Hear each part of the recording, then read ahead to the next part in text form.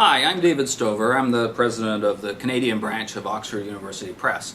Oxford has had a branch in Canada since 1904. We published the first book in Canada in 1913, and since then we've published quite literally hundreds more books. One of the books we're proud to have published over the years is one by former Prime Minister Pierre Elliot Trudeau. Recently, we reissued Trudeau's book Approaches to Politics, which first appeared in 1970. It's a collection of essays that Trudeau wrote in the late 1950s for a Quebec magazine.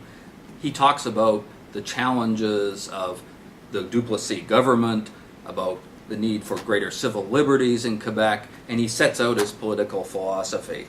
It's a very intriguing little book. It did very well for us when it first came out in 1970. We sold more than 10,000 copies, and we were delighted to reissue it more than 30 years later as part of our Winford series of reprints from our backlist.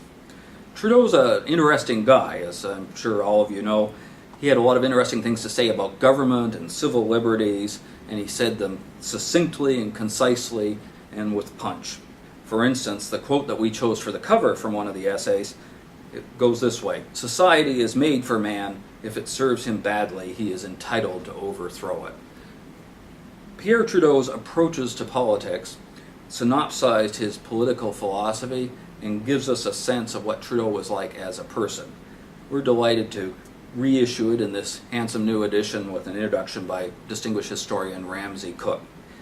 It's interesting when you go through the Oxford backlist to see how much of this country's history and literature is reflected there, and it's really a bit of a treasure hunt as we look through the backlist and find books that we bring back to light for a new generation of readers. So take a look for Approaches to Politics by Pierre Elliot Trudeau to find out what many consider Canada's greatest Prime Minister, certainly Canada's most controversial Prime Minister, had to say about democracy and freedom and the liberties that define the country. If you have thoughts on this or any other Oxford title, I'd love to hear from you. The email address is info.canada@oup.com.